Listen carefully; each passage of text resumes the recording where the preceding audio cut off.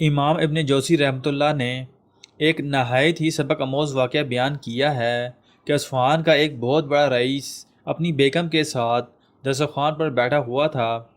دسترخوان اللہ کی نعمتوں سے بھرا ہوا تھا۔ اتنے میں ایک فقیر نے یہ صدا لگائی کہ اللہ کے نام پر کچھ کھانے کے لیے دے دو۔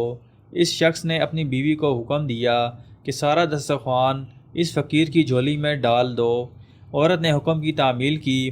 جس وقت اس نے اس فقیر کا چہرہ دیکھا تو دھاڑے مار کر رونے لگی۔ اس کے شوہر نے اس سے پوچھا، جی بیگم، آپ کو ہوا کیا ہے؟ اس نے بتلایا کہ جو شخص فقیر بن کر ہمارے گھر پر دستک دے رہا تھا وہ چند سال پہلے اس شہر کا سب سے بڑا مالدار اور ہماری اس کوٹھی کا مالک اور میرا سابقہ شوہر تھا۔ چند سال پہلے کی بات ہے کہ ہم دونوں دسترخوان پر ایسے ہی بیٹھ کر کھانا کھا رہے تھے جیسا کہ آج کھا رہے تھے۔ اتنے میں ایک فقیر نے صدا لگائی کہ میں 2 دن سے بھوکا ہوں، اللہ کے نام پر کھانے دو۔ یہ شخص دسترخوان سے اٹھا اور اس فقیر کی اس قدر پٹائی کی کہ اسے لہو کر دیا۔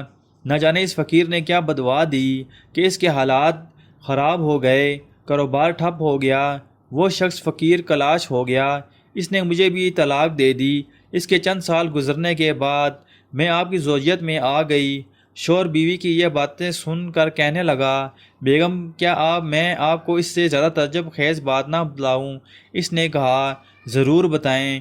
کہنے لگا، جس فقیر کی آپ کے سابقہ شوہر نے پٹائی کی تھی وہ کوئی دوسرا نہیں بلکہ میں ہی تھا۔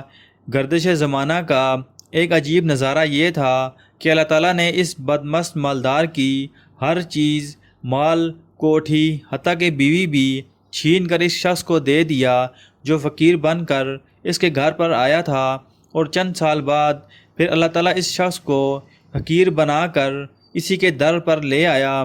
واللہ علی کل شیء قدیر۔ تاریخ ایسے عبرت آموز واقعات سے بھری پڑی ہے۔ شرط یہ ہے کہ انسان اس سے عبرت حاصل کرے۔